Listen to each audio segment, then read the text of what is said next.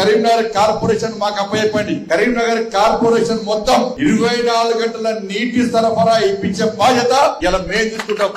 ఇలా Karimnagar corporation Bharatiya Janata party అప్పచెప్పండి. ఒక smart city విషయంలో ఏ విధంగా అభివృద్ధి చేస్తామో కేంద్ర నిధులతో ఇంకా అభివృద్ధి చేస్తాం.